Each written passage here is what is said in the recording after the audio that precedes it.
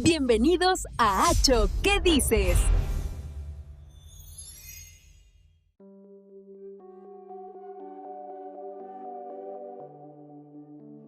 Imagina que entras en un ayuntamiento, un lugar que asocias con burocracia, con papeles, y de repente te encuentras con una colección de pinturas que no encajan. Nada que ver, ¿no? Para nada. No son paisajes locales, no son retratos de alcaldes, son como mapas complejos de espiritualidad. Mensajes cifrados que fusionan la cábala, el cristianismo, el hermetismo, hasta filosofías orientales. Es una mezcla potentísima. Pues hoy vamos a sumergirnos precisamente en eso, en la obra y la vida de Nicomedes Gómez, un pintor de Cartagena cuya existencia estuvo trágicamente marcada por la guerra, por el exilio, pero cuyo arte siempre apuntó hacia una verdad universal. Hacia algo más grande. Exacto. Y para guiarnos contamos con un material de primera, un catálogo detalladísimo de una exposición sobre su colección esotérica, lleno de textos de historiadores, biógrafos, expertos. Sí, es una fuente muy completa. La misión entonces es desentrañar al artista y sobre todo el lenguaje simbólico tan complejo de su obra más íntima, la más personal. Es que la figura de Nicomedes Gómez es fascinante justo por eso, porque es poliédrica. No puedes entender su arte místico sin entender al hombre. Claro. Al hombre que sobrevivió al exilio, al desarraigo. El objetivo hoy es ver cómo esas experiencias vitales, que fueron durísimas, se combinan con una búsqueda espiritual muy profunda. Y con una técnica muy particular. Y con una técnica pictórica increíblemente deliberada. Sí, él mismo lo decía, que sus obras eran un mensaje que se dirige tanto al iniciado como al profano. Y esa es la clave de todo. Es un arte diseñado para ser leído en múltiples niveles. Vale, pues empecemos por el hombre, entonces. Antes de intentar descifrar esos mapas hay que conocer el viaje. Es fundamental. Nace en Cartagena en 1903 en una familia humilde. Su vocación por el arte, por lo visto, fue clara desde el principio. Pero bueno, la vida lo lleva por otros caminos. Se une a la Armada. Sí, la vida de entonces. Pero el momento que lo fractura todo, que lo redefine, es la Guerra Civil Española. Absolutamente. Él combate como oficial del ejército republicano y, claro, con la derrota en el 39 se ve forzado al exilio, a Francia. Y ese exilio no fue un paseo. Para nada. Es que es crucial entender lo que eso significaba. No es un simple cambio de país. Las fuentes lo describen pasando por los terribles campos de concentración de refugiados del sur de Francia. Uf. Es una ruptura total. Es reiniciar su vida desde cero en un país cuya lengua no habla, habiendo perdido su patria, su estatus y seguramente muchas de sus certezas. Es un desarraigo absoluto. Y en medio de ese caos, de esa oscuridad, surge una historia que parece sacada de una película. Una anécdota que él mismo relató y que se convierte en la piedra angular de su identidad. Es una historia potentísima. Pero, a ver, con todo respeto, suena casi demasiado bueno para ser verdad, ¿no? ¿Se sabe si es un hecho real o es parte de la leyenda que él mismo construyó? Esa es la pregunta del millón, y es lo que hace al personaje todavía más interesante. Cuéntala. Pues mira, la historia es la siguiente. La noche del 7 de febrero de 1939, cruzando la frontera a pie, agotado, sin esperanza, lanza una pregunta al aire, al creador, algo como ¿qué vida me espera en Francia? Sin conocer a nadie ni hablar el idioma. Desesperación total. Total. Y en ese preciso instante, según su relato, aparece un coche de la nada. Un desconocido se baja, le entrega una caja sin mediar palabra y se marcha. Sin más. Sin más. Él, pensando que son dulces, la abre y ¡bum!, se encuentra una caja de acuarelas y pinceles. Cuando levanta la vista, el coche ha desaparecido. Vaya, una señal divina en toda regla. ¿Pero qué dicen los biógrafos sobre esto? Aquí es donde entra el matiz. Uno de sus biógrafos más rigurosos, Diego Ortiz, lo describe como un gran narrador de historias. Ajá. Y como relaciones públicas de sí mismo. Ortiz sugiere que algunos de sus datos autobiográficos podrían estar, digamos que adornados. Claro, entiendo. pero en el fondo da un poco igual si el suceso fue literal o si fue una metáfora que él creó para dar sentido a su supervivencia. Lo importante es el efecto que tuvo en él. Exacto. Lo que es innegable es que esta historia se convierte en el pilar de su nueva identidad como artista. Es la confirmación de su misión en el momento más oscuro de su vida, su mito fundacional personal. Así que ese momento, ya sea real o mitificado, se convierte en su DD, en su declaración de intenciones. ¿Y cómo se traduce eso en su trabajo? Se vuelve todo inmediatamente místico a partir de ahí. Pues no, y eso es lo interesante. En la práctica llevó 2 carreras artísticas en paralelo. 2 vertientes que él mismo separaba muy claramente. ¿Ah, sí? Sí. Por un lado estaba lo que él llamaba la serie profana, que fue la que le dio fama y le permitió vivir. Y por otro, la serie mística, que era su trabajo más personal y, en cierto modo, secreto. Hablemos primero de esa serie profana, la cara más pública del artista. ¿Qué tipo de obras incluía? Pues era la obra de un superviviente, de un hombre que quería integrarse en su nuevo país. Hizo retratos de figuras muy importantes de la época, como el mariscal Pétain y más tarde el general de Gaulle. Figuras de peso. Muchísimo. También pintó paisajes de Francia. Pero dentro de esta serie, lo más destacable son 2 grandes colecciones que dedicó a sus patrias. A sus patrias, en plural. Sí.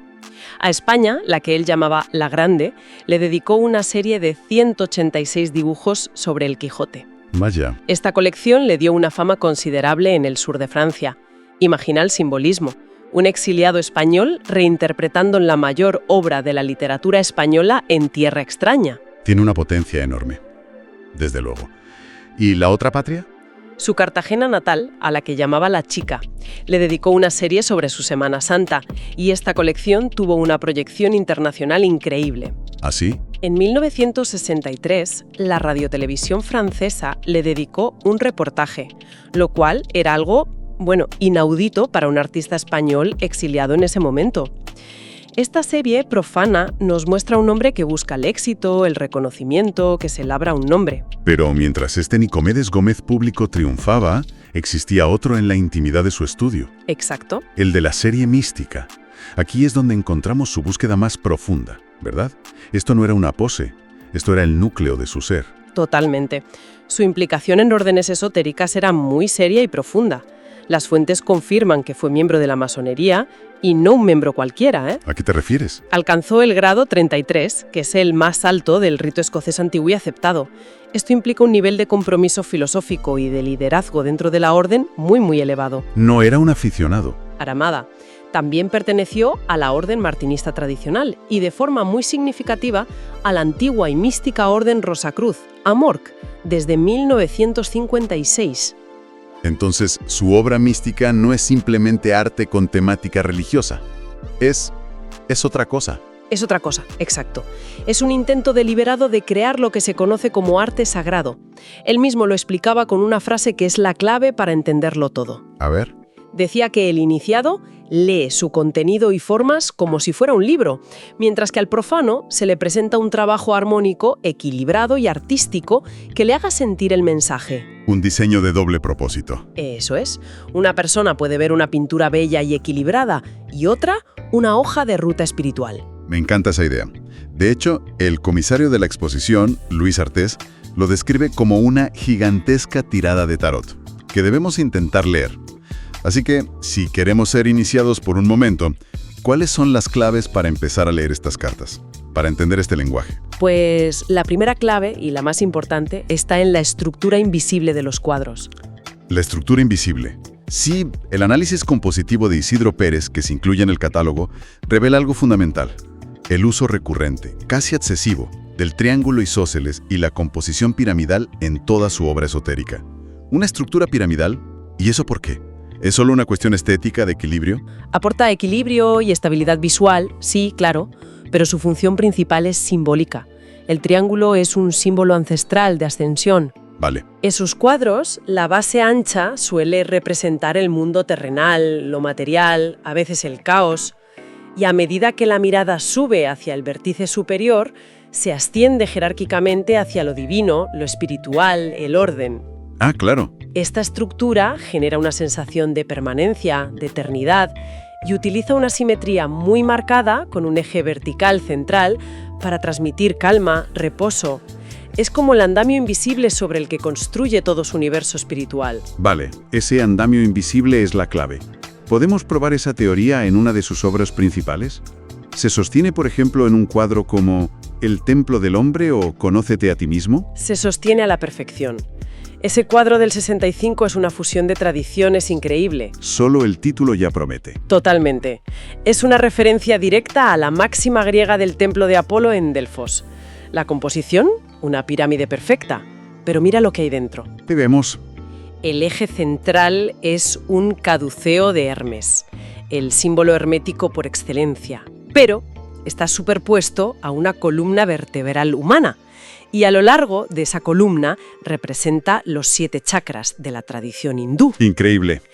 Y todo esto enmarcado en una arquitectura que recuerda a una catedral gótica. Es una locura de sincretismo.